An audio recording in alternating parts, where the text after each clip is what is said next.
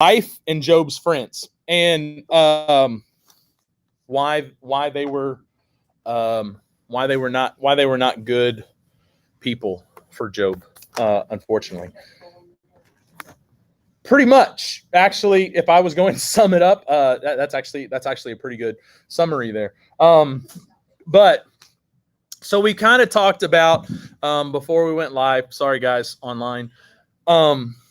We were talking about qualities of a friend, and so the kind of the question, or where I want to start, is I want you to kind of think about what kind of support that you have, what kind of support you have, what kind of encouragement do you have? Do you have, like we were talking about, loyalty? Do you have people who not just have a good time? Like, I think we kind of slip into that, but guys, listen to me. As you get older, there's so many things you go through in life.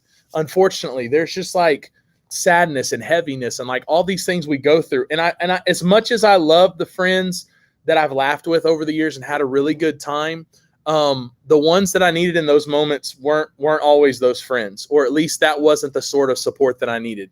And sometimes, like, they don't even have to say anything. Like, I think sometimes we feel like we're in this position where sometimes I feel like we're in this position where we have to feel like we have to say something, or like we have to have the magic words, or we have to be able to fix it or whatever. And it's really just, it's just not the case. Like, it's not always the case where we have to. So I really want you, as we're looking at this, think about what kind of support you have. And think about the people you can count on, and like what sort of advice they would give you, what sort of comfort they would give you, because I think that that's really important. Like, I don't know about you guys, but like, going back to kind of what I was talking about, like, there's times where, like, do you ever just get annoyed when people are just like trying to laugh? And as soon as I said annoyed, everybody's like, yep, I'm not talking. Do you ever get annoyed? Hallelujah. Yeah, definitely. No, but like in a time where like you just kind of need a moment. Maybe it's been a rough day. You just kind of need some peace. Maybe you're just not in a laughing mood, and you're kind of in these moments, and they just kind of keep laughing, and they just kind of keep joking and pushing you. And you're just like, that's not what I need. Also, like, I've seen this in my life where there's people who just like constantly talk, and you're like, I don't need you to talk to me right now. Like, I just need you to just be here.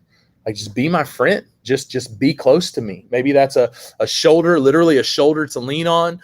Maybe that's just, not wanting to feel alone, like in that moment, or whatever it may be. So first, we're going to look at Job's wife. We're going to look at Job chapter 2, verse 9.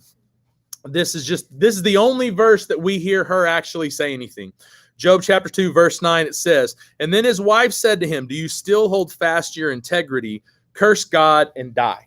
And so in this moment, this is exactly what Satan says is going to happen, right? Like, Satan said that as long as things are good, like, Job's going to praise you. Like, Job's going to sing the songs. Job's going to go to church. Job's going to give money to the church. Job's going to do all these good things. But things go bad, he's going to curse you. And so in that moment, Job's wife is like, listen, it's not worth it. Life here is not worth it. Just curse God, deal with the consequences of that, because at least it's over with. It's like Hayden said a while ago, like, just all the people around him are essentially encouraging him, like, to just basically commit suicide. Like, just end it. Just let God take your life from you. That would be better than to keep going the direction you're going. And the beauty of it is that Job, even in this difficulty, even in this struggle, he's like, no, this is still better.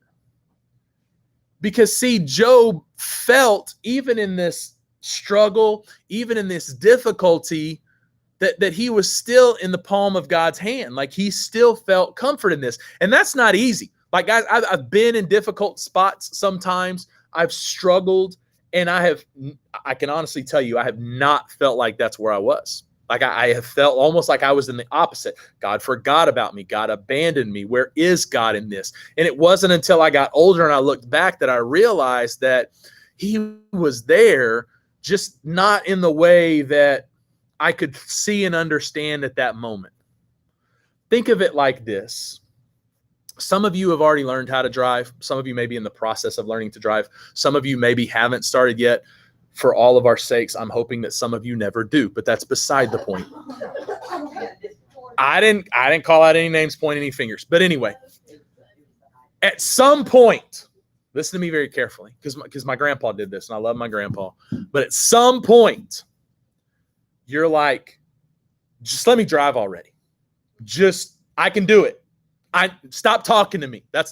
Emma, that's what I just stop talking to me. I've got it. I know. She's ready to go, right? You're going to feel that. And it's the same way with God. You may not feel that way. You may not realize that. Some of you may even be like, oh, no, he didn't. But it's the truth. In that, sometimes you're like, God, I got this. And God kind of just says, okay. And he lets you roll with it. He's still there. Understand, he doesn't just chunk you the keys to the car and say, all right, you crazy kid, get out of here and go have yourself a good time. No, he's still there. He just gives you the space that you ask for. And in this, he kind of lets Job walk. Think about a baby. When a baby's learning to walk, they're kind of wobbly. They go to take a step and they just kind of plop down, right? Like, you get what I'm saying? Like, that's what happens in our lives. We kind of walk on our own, and God is still kind of there walking along beside us. But sometimes we do trip and fall. I mean, think about it. Are we going to judge a parent? We're going to talk about this here in a little bit. Are we going to judge a parent every time their child cries? Like, are we going to look at that and be like, oh, what a horrible parent. They let their kid fall over. No, we're not. We're not going to do that. Because in that, children learn lessons. Like, I've said this before. If my kid walks up with a fork to a plug in the wall, I'm like, don't you stick that fork in the plug in the wall. And they're like, I'm going to let them do it. They'll learn their lesson. I was young. Dad let me go TT on an electrical fence. Only made that mistake one time. Never did it again. I'm just saying, like, y'all don't go number one. Okay. Anyway, no, but the point is, we learn from life lessons. We learn in the moments of these things, and they're not easy. They're not easy lessons. Sometimes they're very painful lessons. And that's what Job's in the midst of. But Job realizes, and when we get to the end, we'll talk about this more, but Job realizes that in the midst of this suffering that he's going through, God's still there. I would even argue that God is more there than his friends and his wife are. Now, they do a very good job of that, and we're going to talk about that here in a second. There are some things that Job's wife and Job's friends get right. But God is there with him while he's struggling, while he's going through those things. Even if Job can't see it, even if it's as we're watching the story unfold, we're sitting there like, but why didn't God do more? Why didn't he do more? Why didn't he protect him from this? Why didn't he stop? Why didn't he tell Satan no? Because here's the deal, guys, and I told y'all this a couple of weeks ago. If God tells Satan no, we're not telling this story in 2021. God didn't intend for it to happen that way. Like, God didn't hypnotize Satan into challenging him to do this to Job. This was Satan's doing. Remember, God said it's on your hands. And then God said, okay, I'm going to use this as a way to encourage others. I'm going to use this as a way that other people can be built up in this. And so we see in all of this that Job is confused, but he's faithful. And this is proof that we don't have to understand. When things are going badly, when we don't get it, we don't have to understand. We don't have to know what's going on. We don't have to know the whys. We don't need to know why me or how I was chosen for the mission. We don't have to know or understand any of that. Job doesn't understand. Guys, I've told y'all this. Job doesn't know anything that's going on, and he never does. Like, God doesn't debrief him at the end and be like, hey, Job, I'm so glad that you did great, because actually there were cameras on you and they're writing a story about you in a few hundred years. And Satan actually said that you couldn't do it. You know, like it's like, well, you know, like they don't do it so much, but like those TV shows where it's like hidden cameras and people don't realize that they're on a hidden camera. Like we used to have this show back when I was growing up called Punked, right? Yeah, like how in those situations, how would you handle it? And those people, right? Like they're getting worked up. Some of them are angry. Some of them lash out, use language, all these kind of different things. Like, and we sit there and we kind of laugh and we're like, oh, that was me, but you know, like. Job doesn't know any of this. God basically tells Job, you know what, Job? You're just a person. I'm God. And Job says, you know what? You're right, God. I shouldn't question you. And he backs down. Job doesn't have to understand to be faithful. But here's something we need to understand about Job's wife. And this is something that I don't ever give enough credit to. But guys, think about this. Job's wife is suffering too. I mean, Job's wife was also wealthy. Yes, Job was wealthy, but Job's wife was also wealthy.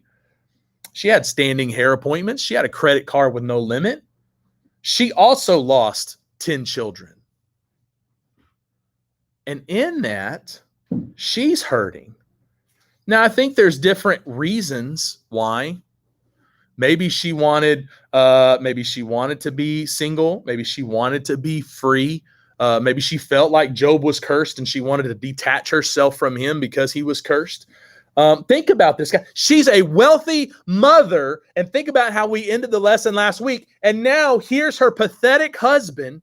She's lost her children. And here's her husband sitting in a pile of trash, scraping the boils on his skin with a broken piece of pottery. Boils are like where your skin like pops up and there's like gigantic zits. There we go. Yep, that's it. But that's it. And so that's the whole thing. These things burn. They're putting pressure on him. And so it's easier for him to just scrape these off of his skin. And it's gross and it's disgusting, but that's what I'm saying.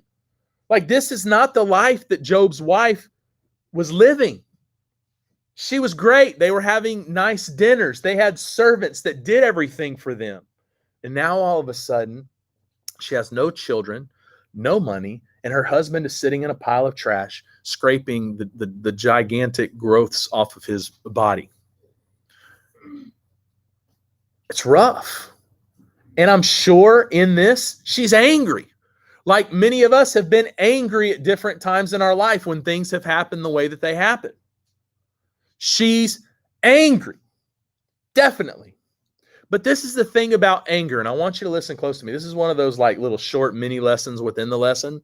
Guys, take it from somebody who is way older than you guys. It doesn't do you any good to hang on to bitterness. It doesn't. Now, forgiveness doesn't mean let that person do it to you again. But to hang on to bitterness, to hang on to hatred, to hang on to this darkness that just looms and lingers in your life is not worth it. And again, this is just a mini lesson within the lesson.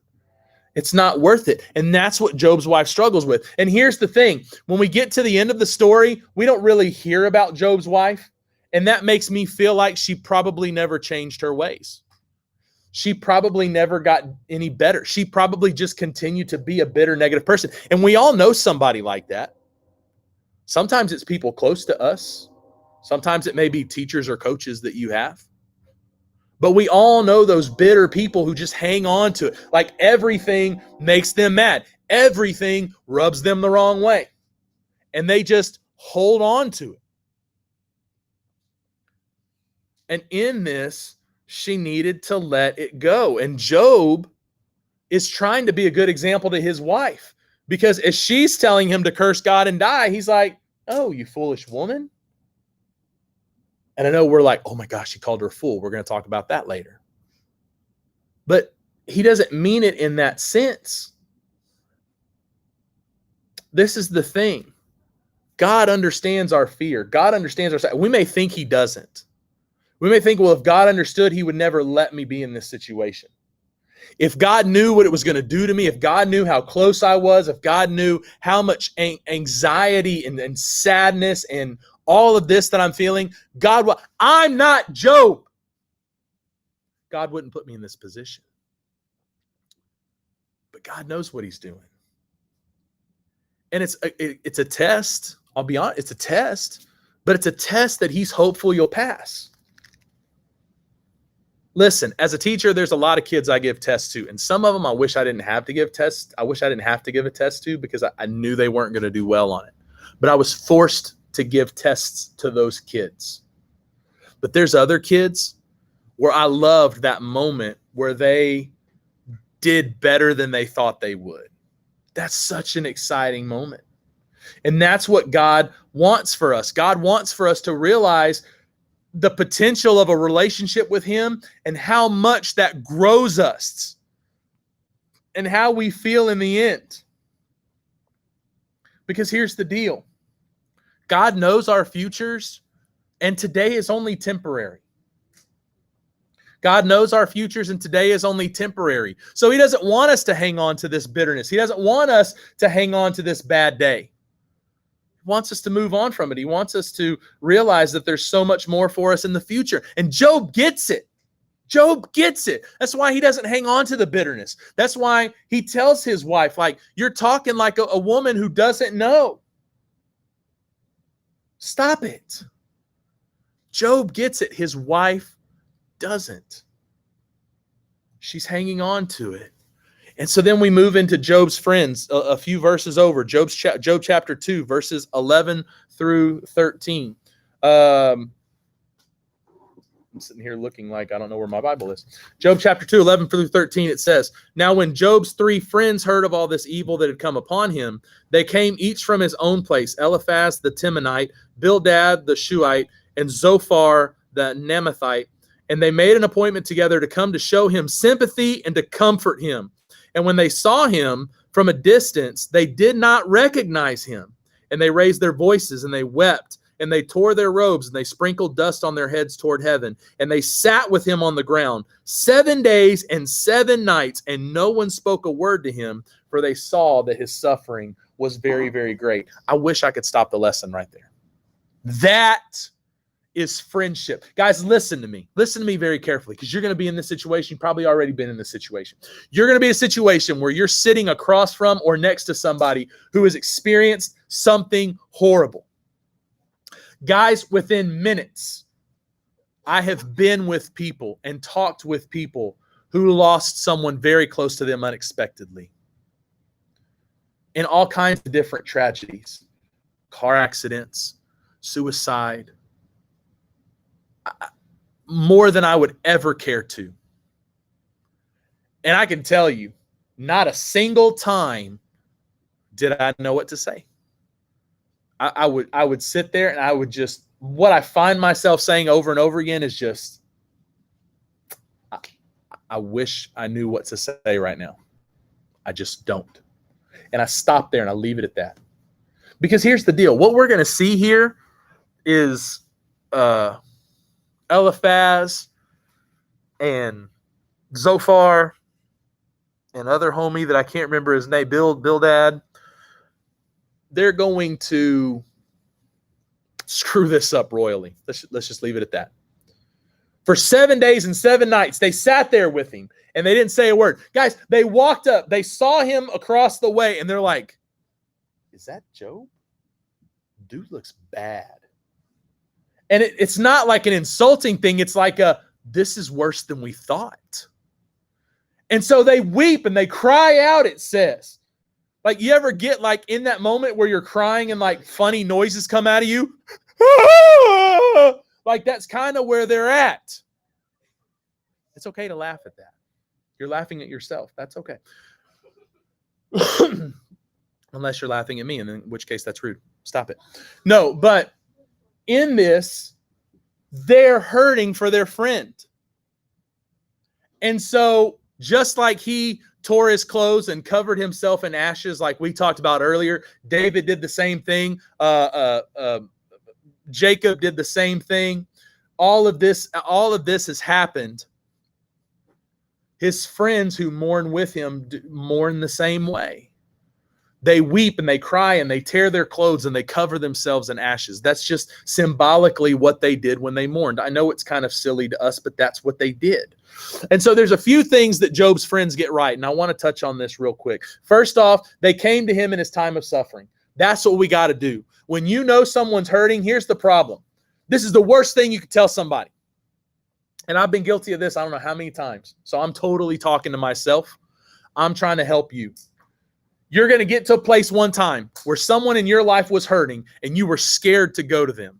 Scared because you didn't know what to say. Scared because you're like, that's just going to be depressing and heavy and I can't handle that right now. There's going to be a reason, a really good reason why you don't go there. And then you're going to run into that person afterwards and you're going to say, I meant to come and visit you, but I didn't. And you're going to regret it. As those words come out, you're going to go, I should have been there for them.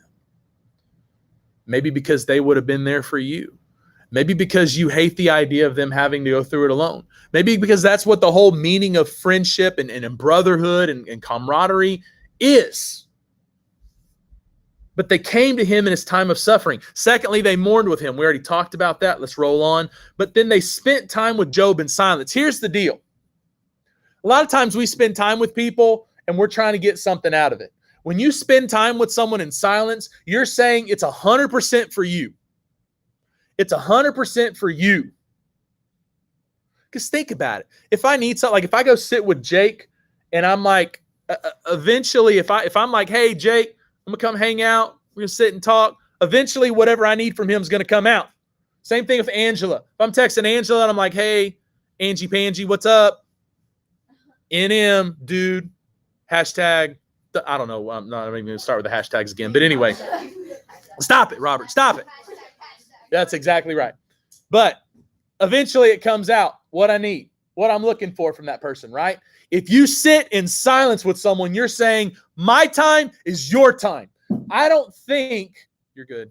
Your phone's not, but you're good. I don't think in that moment that they knew that they were about to sit for a week in silence for 7 days and 7 nights with Job. But they were prepared for however long it took. And then, unfortunately, they opened their mouths. This is where they get it wrong. The problem in all of this is they did not understand God. They didn't understand God. They didn't understand his nature. They didn't understand or know anything about why we suffer.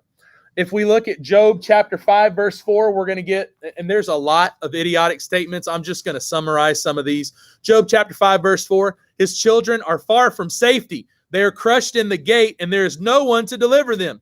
Basically, in that, Eliphaz is telling Job, hey, nobody kept your children safe. This is not something that a parent wants to hear. Listen to me, guys. Parental criticism hurts. When people give you dirty looks because of how your kids are acting, when people come to you and they say, I got some advice for you, some tips to help you with your problematic child, it hurts. When people badmouth your children, it hurts. That was at the people on the video camera, by the way, not y'all. The people in the front row are like, what do we do?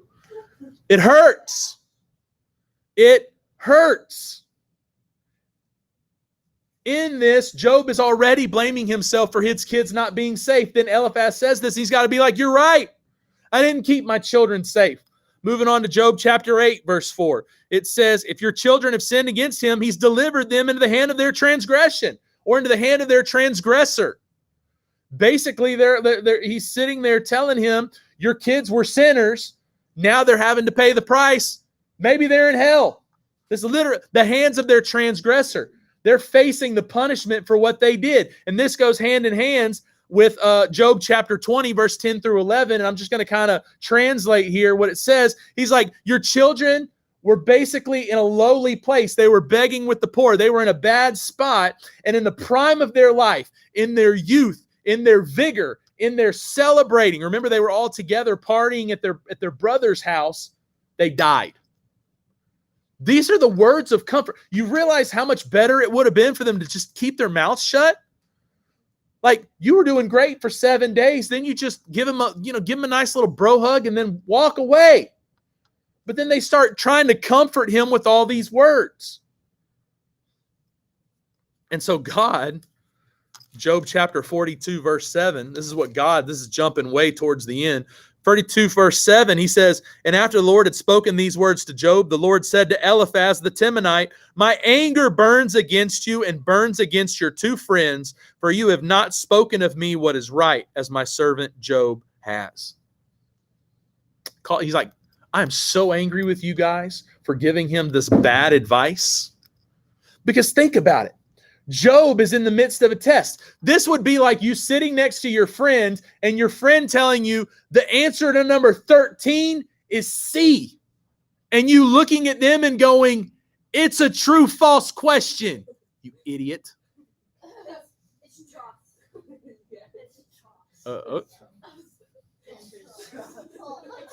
Is this like churchy pistachios? I don't get it. But anyway, the point is, here is Job in the midst of a test, and the people that are helping him are giving him horrible support and horrible advice.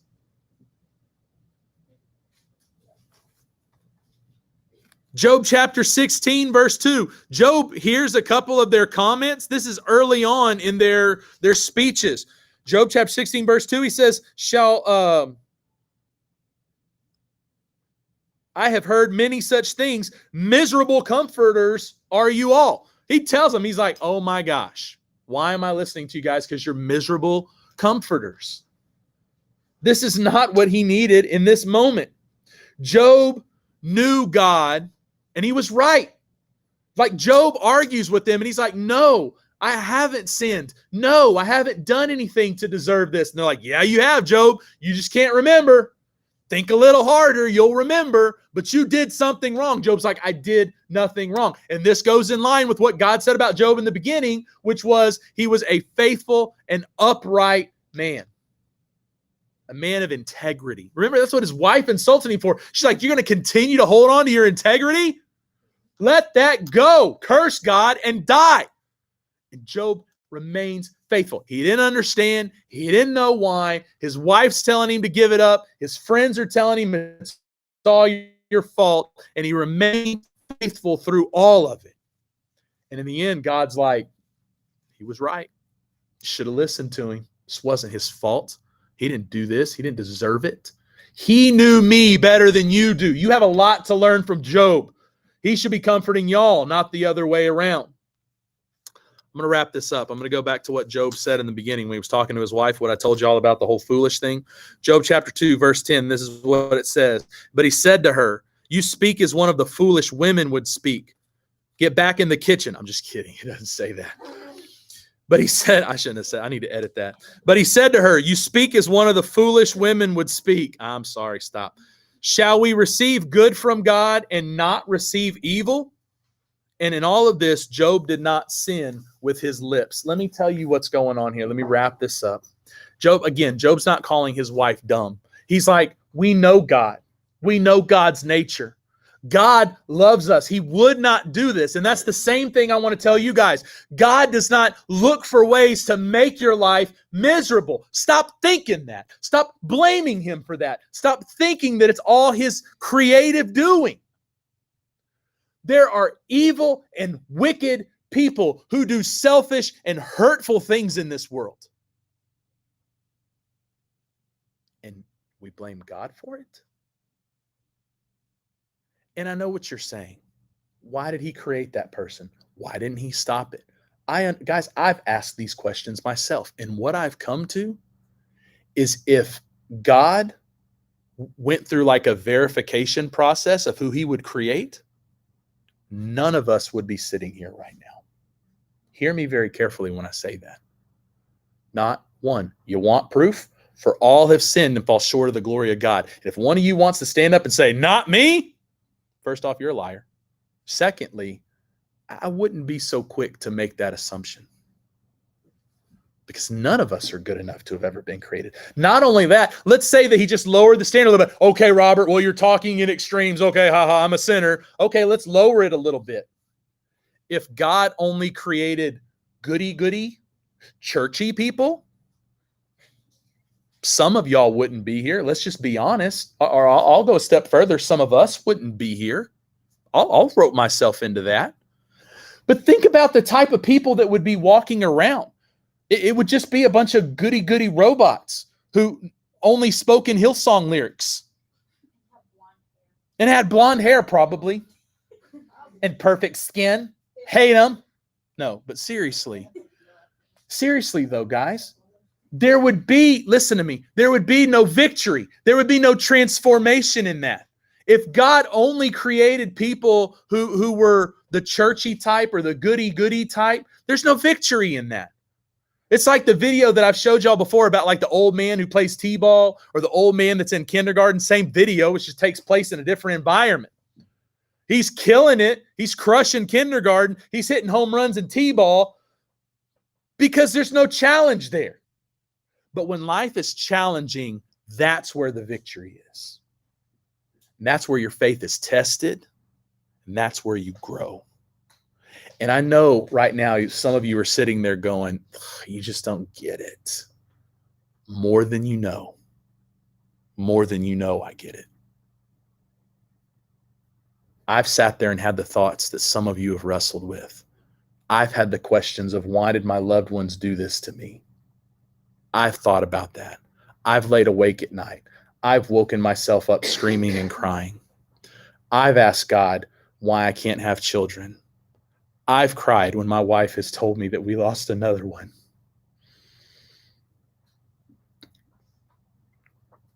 I've taken phone calls because I've lost kids that sat in this very room and died too young. And a lot of them were because of their own, and I'm going to go ahead and say it, and I'm sorry if I hurt anyone's feelings or offend anyone, but a lot of them because of their own stupid choices. I've had these very same questions you wrestle with. And I'm going to tell you now, I am more faithful today than I ever was back then. Because I've taken the test.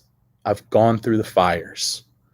And I understand God. Just like we're going to study in the next couple of weeks, Job tells God, I had heard of you with my ears, but now I've seen you with my eyes. And when you go through that, and you walk with God, or you even wrestle with God, like Jacob did, you know God more. And there's a peace and a comfort in that. Because you may not understand like Job didn't understand, but you trust God who does. And in that, you sing, it is well. It is well with my soul. Let's pray. Fathers, thank you for tonight. Thank you for your word. Just continue to work in us. Golly, we're so imperfect. We think we know it all. We're prideful. We're arrogant. Just let us listen. Just let us close our mouths, just like Job had to do. Job finally stopped and listened, and that's when he learned. God, let us just stop and listen. Be with these young people. Let them have a great rest of their week. Let them have an awesome night. But pray that they just would get closer to you. Forgive us where we fail you. It's the name of your son, Jesus, we pray, and we